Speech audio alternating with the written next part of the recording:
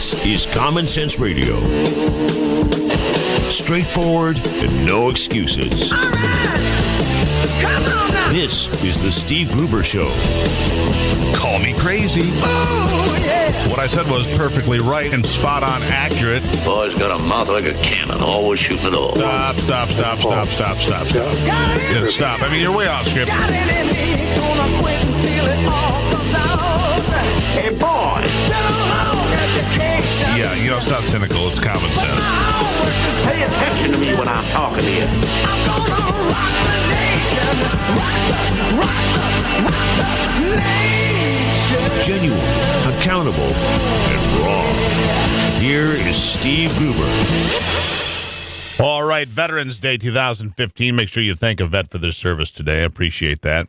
Big debate last night, of course, on the Fox Business Channel. Pretty good conversation about all sorts of things. We'll get to a lot of that in a minute. Newt Gingrich will join us here a little bit later on the program to discuss his thoughts on the debates, the debt, who can lead this country the best. Even Paul Ryan, the new Speaker of the House, and what he thinks of Paul Ryan. Newt Gingrich, of course, Speaker of the House for several years. He will be here. And Callista, his wife, will be here as well. They both have new books. They'll be here to talk about, well, anything I guess we decide to talk about. But I want to take a few moments and talk about the racial hysteria.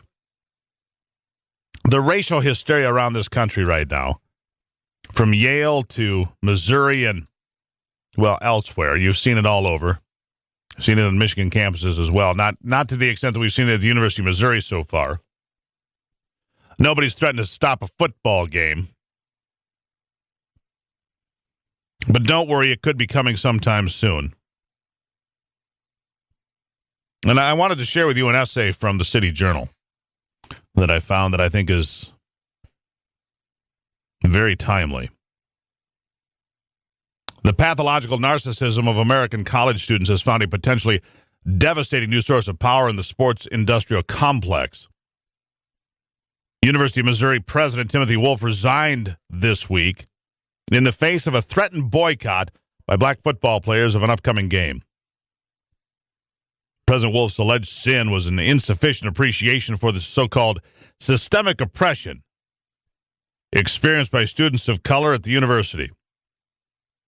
Campus agitators also alleged that racial slurs have been directed at black students and feces had been smeared on the wall of a dormitory in the shape of a swastika. The university's Board of Overseers had convened an emergency session to discuss the football boycott, but Wolf decided just to resign before meeting with them, issuing the standard mea culpa. I take full responsibility for this frustration. I take full responsibility for the inaction that has occurred. According to the New York Times, the university could have lost more than $1 million had it forfeited its football game with Brigham Young University on Saturday. A group called Concerned Faculty had walked off the job in solidarity with the student activists and was calling on other faculty to join them. Now, there is no evidence, none. There is no evidence that the University of Missouri denies equal opportunity to its black students. Let me repeat that just so you don't miss the point. There is no evidence that the University of Missouri denies equal opportunity to its black students. Those black students, like every other student on campus, are surrounded by lavish educational resources available to them for the asking on a colorblind basis. The university's faculty and administrators are surely among the most prejudice-free, well-meaning group of adults in human history. Thousands of Chinese students would undoubtedly do anything for the chance to be systemically oppressed by the University of Missouri's stupendous laboratories, research facilities, and, of course, the funding. But Missouri's political class has embraced the patent delusion that the university is rife with racism. Governor Jay Nixon called on college officials to, quote, ensure the University of Missouri is a place where all students can pursue their dreams in an environment of respect, tolerance, and inclusion, end quote. In truth, the only barrier to such pursuit is a student's own lack of academic preparedness. Mayor Bob McDavid of Columbia, Missouri, where the university is located, told CNN after Wolf's resignation that he congratulated the students on achieving their goal. McDavid insisted that we need to deal with the pain of minorities and that we will be done only when every student has the freedom to fulfill his dream unimpeded by racial epithets. The precedent set here is monumental. Any student protester who can convince his college's football or basketball team to threaten a strike will be able to bring administrators to their knees even more quickly than usual. Administrative cupidity and alumni fanaticism have turned the collegiate sports industrial complex into the most powerful force on campus. If that behemoth can be reliably persuaded to support the latest racial agitation, and there will often be a critical mass of black athletes to appeal to, then an already supine leadership class will discard the reality principle once again and once and for all. Even without the sports boycott tool, however, the takeover of the college campus by racial hysteria appears to be nearly complete. I direct your attention back to a video of a black female student at Yale screaming and cursing at her college professor and her master. It's a chilling portrait of self-engrossed, bathos-filled entitlement that has never been corrected by truth, much less restrained by manners. Let's hear that tape one more time. The exception is because other people have rights too, not just you. Walk away. Walk away. He doesn't deserve to be listened to. An unsafe space here for all students. Stay quiet. For all students. You understand that? As your position as master, it is your job to create a place of comfort and home for the students that live in Silliman. You have not done that. By sending out that email, that goes against your position as master. Do you understand that? No, I don't agree with that. Then why the did you accept the position? Because who I have hired you? I have a different You vision should than you. step down. If that is what you think about being a master, you should step down. It is not about creating an intellectual space. It is not. Do you understand that? It's about creating a home here. You are not doing that. You're supposed to be our advocate.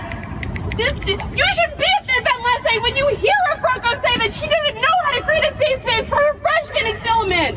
How do you explain that? These freshmen come here, they think this is what Yale is? Do you hear that? They're gonna leave, they're gonna transfer because you are a poor steward of this community. Now, You should if not anyone- sleep at night. We're out. We out. You're disgusting. if anyone has reprimanded that student for her grotesque lack of courtesy, Yale is not letting on. Instead, Yale's president, Peter Salovey, issued the usual fawning declaration of sorrow for the tribulations experienced by Yale's privileged minority students. Their concerns and cries for help made clear that some students find life on our campus profoundly difficult. My ass. This shocking video is a glimpse of the future. The boorish, hate-filled cultural revolution has come to America. Colleges have capitulated completely to delusional victimology.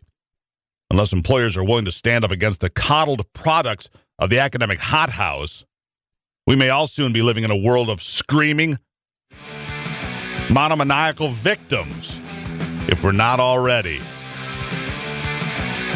Consider that for a moment or two, would you please? Wednesday on the Steve Gruber Show.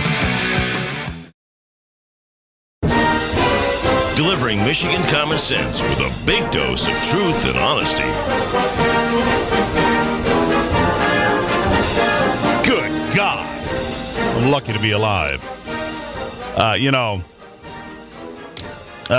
Between my bacon addiction and everything else that I'm involved with, I am lucky to be alive. I'm not kidding you. This list that I have for our next guest, Julie Gunlock. And let's see what's going to kill me. Bacon, sugar, soda, diet soda, plastic, your kid's mattress, their clothes, corn, milk, tuna, coffee, makeup, pretty much everything that you have in your bathroom, cleaning solution on the market, your couch, garden hoses, playgrounds, goldfish, crackers, and the list just goes on and on and on.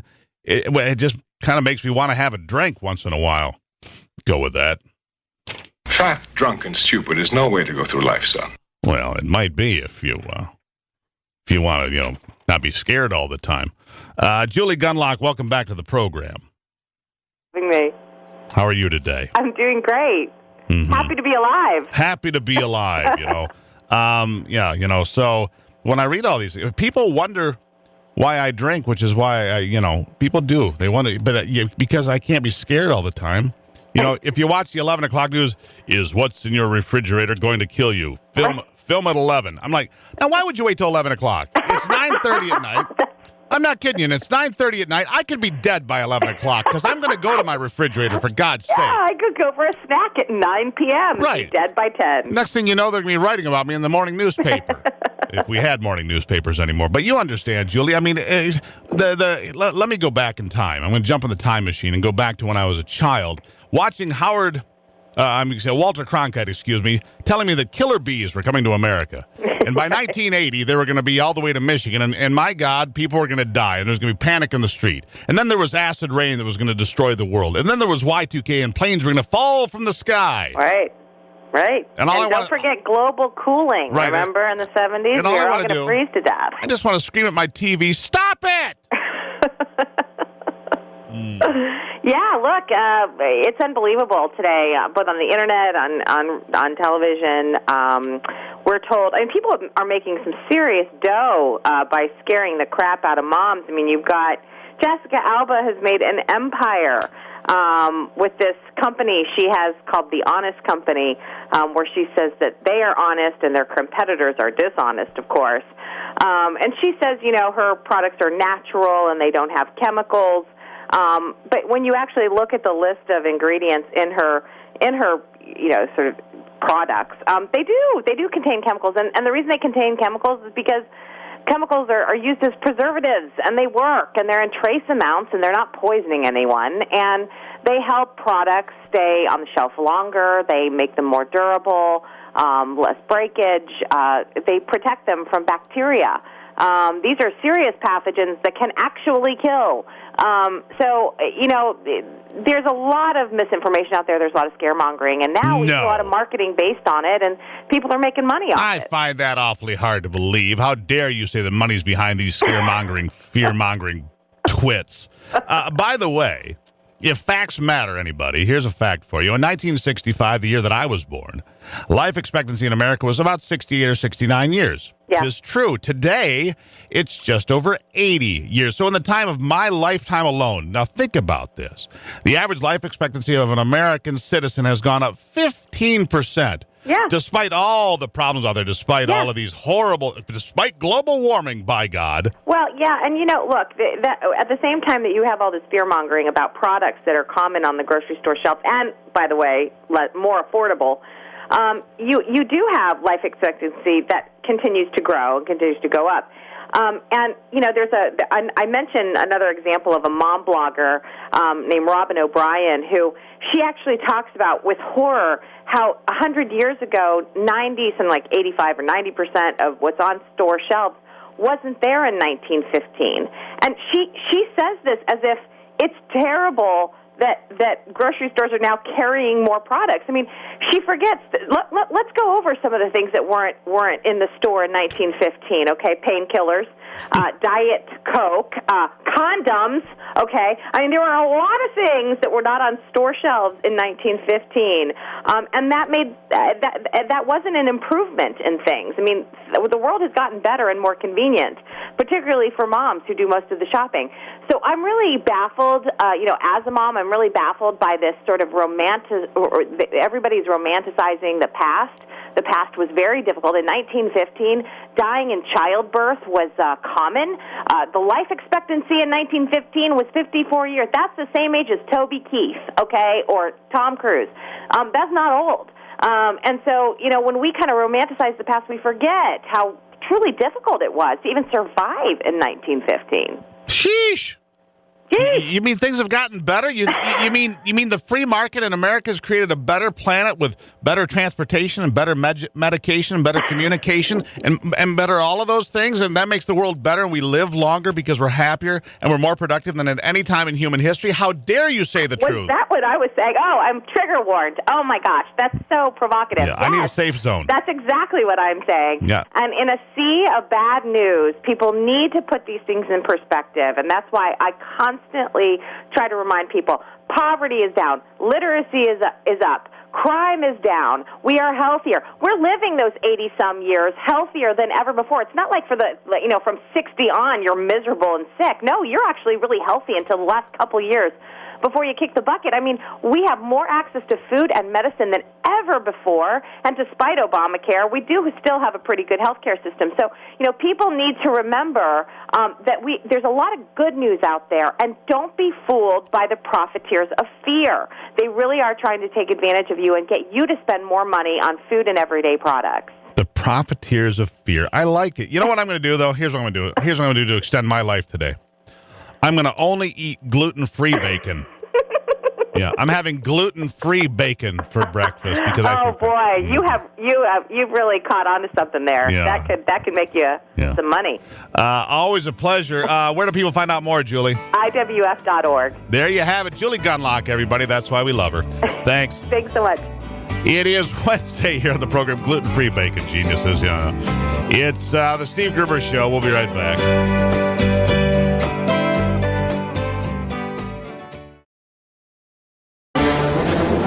The Steve Gruber Show. American values with Midwestern common sense.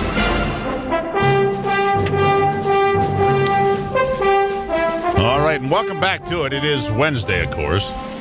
If you hadn't been paying attention, the weather's going to get ugly here. Winter's going to start potentially tonight about midnight across the whole state. Big wind, possibly snow, and I don't think that the crowd would respond very favorably to that. If we had the little meters with the lines going up and down, I think it would go way down. Not popular. 50-mile-an-hour winds and snow. But the only way to check that is to have somebody like Luntz Global there with you. Michael Brickman, Senior Project Director at Luntz Global, joining us to talk more about the debate last night. What went on? Michael, welcome to the program. Thanks for having me. And yeah, I definitely dialed that down. Way down. If a group like that, absolutely. I can deal with a little bit of snow, but 50-mile-an-hour winds, I mean, it's a little rough to say the least. Anyhow, pretty good conversation last night. Not the blowback against the moderators like we had with CNBC a week or two earlier. It seemed the moderators allowed the candidates, in my estimation, to go longer, to talk more in detail, to exchange some ideas back and forth. And then there were some prickly moments as well. But overall, I thought it was a pretty good debate. What did you think? Yeah, I agree. There's backlash against the CNBC debate. People still give us a little bit more substance than all these manufactured controversies. And maybe they went a little bit to the other side of the spectrum. But you know what? I think some people are never going to be happy. And overall, it was a good debate, much better than the CNBC debate was. Yeah, I've noticed that in life, Michael. There's some people in this world you just can't make happy. It's like they got a pinched nerve in their neck. There's nothing you can do. It's just not going to work. No matter what you do, they're going to be grumpy. So let's talk about it. Who did the best last night? I was looking at some feedback polls, and let's see, Trump, and Cruz, and Rubio. They all did well, but people that really needed to do well, people like Jeb Bush and John Kasich, didn't seem to move the needle much again at all. What do you think? Well, I think that's about right. And let's start with the negative first. John Kasich really had himself a poor night. And, I know people in Michigan aren't often rooting for people from Ohio, but you almost have to feel bad for the guy because he was coming into the debate knowing he needed to have some big moments, but all he did was interrupt. He was not very inspirational or aspirational. He was really just turning the voters off that we spoke to in New Hampshire. If you caught the post-game coverage on Fox News last night, we were in or near Manchester, New Hampshire, doing some focus group testing with some average voters who were going to be looking at these candidates, and John Kasich consistently scored just about as low as you possibly can. Anytime he opened his mouth, they would dial him down. But his worst moment came when he talked about bank bailouts and seemed to support them, and then went even further and seemed to say that government would pick winners and losers and determine who was able to get a bailout if their bank went under. So really just a poor showing for him. He's really going to have to seriously turn it around if he wants to stay in this race. Well, he does have money, and he does have terrific support in New Hampshire from the Sununu family. But that's not going to keep you alive if you don't have better debate performances, because that's 4 in a row that have been pretty lackluster. Jeb Bush, how did he do? He continues to be in what I consider a must-win situation. Yeah, he almost felt like an also-ran last night, and that's not what he needed to do. He wasn't horrible. He wasn't doing as bad as he did in the previous debate in Colorado, but in the Milwaukee debate, he was just a little bit flat, and that's been the criticism against him all along. He had a great line to open it up about regulations, said he would repeal all of Obama's regulations. That did extremely well, but then as the night wore on, he tried to jump into the fray. He tried to be forceful and demand more time, but anytime he tried to do that, he kind of got walked all over. And it really just wasn't the kind of performance that I think he needed. And let me, there's something I want to point out in our conversation so far here. We haven't mentioned Ben Carson, Michael. We haven't mentioned Dr. Ben Carson. Apparently, he's the front runner right now in many places. That is indicative, I think, of the debate last night as well. Ben Carson did not set the world on fire. That's a great point. And, we asked the 27 participants in New Hampshire when they walked into the room, who are you supporting right now? Who's your first choice? And it was a tie for first between Carson and Rubio, with Trump just behind them. And that more or less mirrors the polling right now in the Granite State. But when they walked out of the room, we said, who was the winner? Who won the debate last night? And it was overwhelmingly Rubio, number 1, Cruz, number 2, and 0 people thought that Carson won that debate. They thought Trump did all right. They thought Fiorina did all right. But really nobody else registered. It's interesting. You don't often have that kind of debate where there's almost a wire-to-wire winner or a couple of winners who dominate their presence. And you look at Marco Rubio, you look at Ted Cruz, again and again and again, they were scoring in the 80s and even 90s, just having absolutely fantastic answers to questions. The one caveat to that would be Ted Cruz's answer when he had almost kind of a Rick Perry moment and said he'd eliminate the Department of Commerce twice when he was ticking off the 5 agencies he wanted to get rid of. So that might come back to bite him a little bit. But overall, a really strong performance for Ted Cruz and especially for Marco Rubio. And there it is, and I think you've underscored it for us here, Michael. We're with Michael Brickman, Senior Project Director at the Luntz Global Partners. Those are the guys with the dials in their hands, watch the lines go up and down on TV. You've seen it a lot of times. I think you hit the nail on the head here, and that is that Marco Rubio, again, has had another good night. And I watch these debates with my wife, who also produces this program, and so we have a couple of different perspectives. And my wife is Hispanic, for full disclosure, and she's from Florida, and she thinks that Marco Rubio, she thought he was, we met him a few weeks ago, thought he was awfully young then. But having watched him in these performances, she has taken a liking to Marco Rubio. I have taken a liking to Marco Rubio. I didn't think a lot about him when he first got in. I knew he was a senator, knew some things about him, of course. But I really think that Marco Rubio over the last 4, 5, 6 weeks has done the most to move the needle, and I think that the support from the billionaires like Singer and others seem to be pretty smart money right now. That's right, and again, just great line after great line. The one that sticks out the most is the one towards the beginning of the debate when he said we need more welders and less philosophers. That's a great line. And that really spoke to not just concerns that people have about the higher education system in America today, which is certainly in the news a lot this week, but it's also aspirational. I think that's what the candidate who ultimately wins the nomination is going to need to be, is aspirational, talking about the future.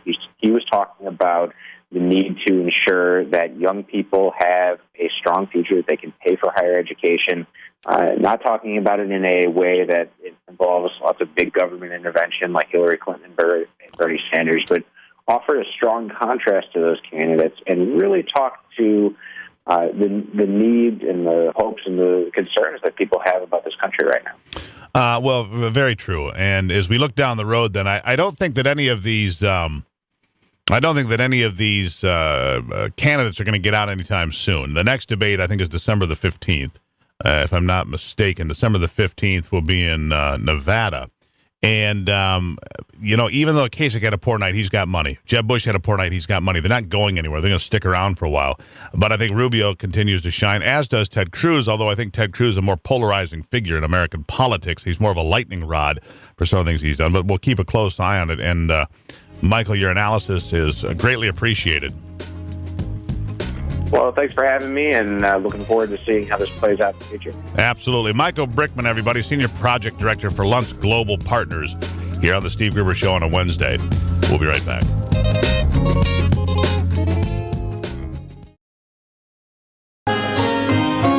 Covering Michigan and the world from his bunker below the bridge. Here is Steve Gruber. He's calling in the dirt. And for all the little piggies, life is getting worse. For those of you that haven't listened to the program for very long, I used to work as a reporter, an anchor, an investigative reporter. Spent 14 years in the news industry as an on-air person. Worked for NBC News for the last several of those years as an investigative reporter. So I have a pretty good idea of how the sausage is made, and I can assure you that news sausage, like anything else, if you knew how it was made, you'd hold your nose and walk the other way. My next guest here, Mark Logas, is a professor of political science at the University of Central Florida. And, Professor, I had the chance to hear you here recently, and I thought that your insight and your take on the state of journalism today was pretty spot on. One of the things that comes to mind, Dorothy Bland, a lot of people have seen this video. She's walking in a neighborhood, flapping her arms, blocking traffic, and a black woman. But you couldn't tell that driving up to her, of course. She has a sweatshirt on and long pants. You couldn't tell anything about her. And these two police officers, white, happen to say, hey, get out and talk to her. Can you not walk here because, it's dangerous, it's not safe for you? And then she goes on this rant accusing them of stopping her for walking while black. The problem with it all, she's a journalism professor at the University of North Texas. First of all, Mark, welcome to the program. Thank you for the time. Thank you. Thank you for having me on this morning. And then I look at her and I say, that's what's wrong with journalism today. I mean, it was a total non-incident. I've watched the entire tape several times. For the first minute, you can't tell anything about her. Not that she's tall, short, thin, heavy, white, black. You can't tell. And she accuses these officers of stopping her for walking while black. She should be sent home without pay for a couple of weeks for a completely bogus story. She should have been appreciative because she was almost hit at one point by a vehicle. She had earbuds in, and these officers actually did her a favor by approaching her to ensure her safety because she was not paying attention to her surroundings and was putting not only herself but other motorists at risk because of the way she was walking. And I agree with you. I mean, there was no way to identify the race of that individual from the police perspective early on. And so, yeah, I agree with you. It goes back to this professor over at the University of Missouri who just resigned her courtesy post, for walking up and having the audacity to ask if there's some muscle, if we can get rid of these journalists over here. And yet this is supposedly a journalism professor. What are they teaching young people? Well, what they're teaching them is that they're special, they're entitled, and that comes with the fact that at least these young people are in a college classroom attempting to get a college degree that really doesn't mean much to them if they're getting this kind of instruction by these types of professors. But as you well know, this is the only profession where the person is not required to have a journalism, a high school diploma, a college degree. They're not required to earn a license. So anyone who wants to become a journalist can actually go out and do that without any qualification. You want to be a doctor? You have to have, a medical license. If you want to be a lawyer, you have to have a law degree. If you want to be a journalist, you don't have to have anything. There are no minimum requirements to become a journalist in this country. And, Professor, I give you that point. I'll cede you that point. However, I would find it much more disconcerting, I think, that if the government was in charge of issuing licenses to journalists, it might actually make it worse. I agree with you there. Yeah, so I agree with you there. So, all right, I took some college classes on journalism, but I didn't graduate in journalism. I was a marketing major overall and a business major. But here I am. I ended up in this, I lost a bet somewhere and ended up in radio. And but it's worked out. And here's the thing, though. What happened to curiosity? You've got all these people hammering on Ben Carson, and yet nobody ever asks about why are Barack Obama's college papers? Why is everything sealed from his years in college? Why is no curiosity? Let it go. No big deal. Why is it that Barack Obama has numerous inconsistency and possibly flat out falsehoods in the books he's written? He doesn't get called out on that. People want to know if Ben Carson, if they can find the knife that he allegedly used to attack a kid when he was 12. I mean, really? Really? Yeah, and that's a valid point. You go back to Barack Obama. Bill Ayers wrote a foreword to his book. Who's Bill Ayers? Well, a lot of people don't know who Bill Ayers is, but that's because the media, the minute you raised Bill Ayers, and even if you go to that third presidential debate with John McCain, he was so nervous in bringing up Bill Ayers because every time there was something sensitive, whether it was the Reverend Jeremiah Wright, it was racism. Oh, you're a racist because you've asked this question of this first black candidate. Well, first of all, Barack Obama was not the first black candidate to run. There were many others. Carol Moseley Brown was a candidate. Jesse Jackson. When Joe Biden had the nerve to say, he is the first articulate, clean, mainstream black guy to run for president, that was an insult to women because, Carol Moseley Brown from Chicago, from Illinois, had already run for that office. And, of course, there's Jesse Jackson. But that didn't matter because anytime you raised a question about whether it's his transcripts, his degrees, it was, you're a racist. So why isn't the Politico racist? I mean, if you think about it, it was their story that caused this onslaught. The Politico, the same day, I might add, that they sat there and cleared and said that there was an exclusive report that said that Hillary Clinton was cleared of all these charges regarding whether or not there was, highly classified secrets. The Politico on the same day released that story. Then it was picked up by America Online. U.S. intelligence changes its tune on Clinton's email. By the end of the day on AOL, you had to, if you wanted to sign in, look at Join the Official Clinton Campaign. So why is it that the Political is not racist when they, on the same day they support Hillary, drop this bombshell that turns out to be nothing with Ben Carson, when they did that in 2012 to Herman Cain? They have systematically tried to take out two of the front-running African Americans in two presidential cycles in a row, and nobody's raising the question whether they're racist. Yet, if, like you pointed out, Steve, there was a question about Barack Obama's relationships with a domestic terrorist, whether there was a relationship, how did he get from point A to point B in his education, we can't ask those questions. Because they're all it's sealed. It's obviously race-baited. Yeah, it's all sealed. And I guarantee you, if Joe Biden had been a Republican, making those comments, he'd have been run out of Washington on a rail. Mark, not nearly enough time. A good start to a conversation I think we ought to continue someday soon. Professor Mark Logas, everybody, Professor of Political Science at the University of Central Florida. We need more of him on this program. Very level-headed, very common sense driven. That's what we like here at the Steve Gruber Show.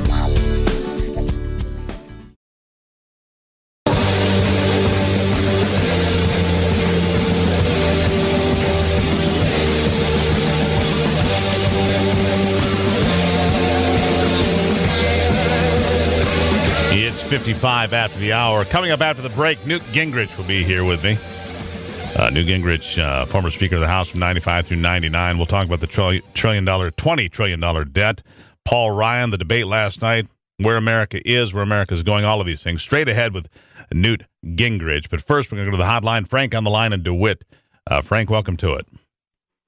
Good morning, Steve. I have some questions and concerns about Mark Rubio. I'll ask the question, I'll hang up and listen to your answer.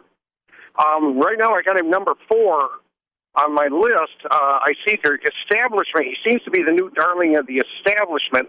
That's one of the things that worries me about him, because I perceive him to be weak on the illegal immigration thing. And of course, as you know, the Democrats, that's their whole strategy, is to make us a one-party system. And so I'm worried that he's weak on that. And that's why one of the main reasons why people are backing Trump, because he at least promises to give us a border, which, every other country's got. And by the way, all you have to do is penalize businesses that hire illegal aliens so they don't hire them and they'll go home. You don't have to go house to house. That's a lie. But so I want you to answer. Could you answer me why allay those concerns about Rubio, because on that issue, I'm really worried about him, and I'll hang up and listen. Well, Frank, I can't allay your fears. I can accept your observation. It's an observation from many. But Marco Rubio, clearly, he's a true believer in America. I've had the chance to listen to him and do his stump speech in person. I've shaken his hand. I've talked to him briefly. And I do believe he's a true believer. He believes in the greatness of America. On immigration, is he weak? Many would say so. But here's the thing. If Marco Rubio, let's say for the sake of argument, he were elected president of the United States, he would be dealing with a Republican Congress that would never give him legislation to have the kind of immigration amnesty that so many people are trying to hang around his neck. So it's almost a moot point. The fact of the matter is it would be driven by a Republican Congress, House, and Senate that would drive the legislation. And if it's the desire of the people of the many states to have a stronger border enforcement and sending people home, then that's what they shall have, because Marco Rubio, as a Republican, would be a fool not to sign such legislation. That's my take. We'll be back with Newt Gingrich on the Steve Gruber Show after this.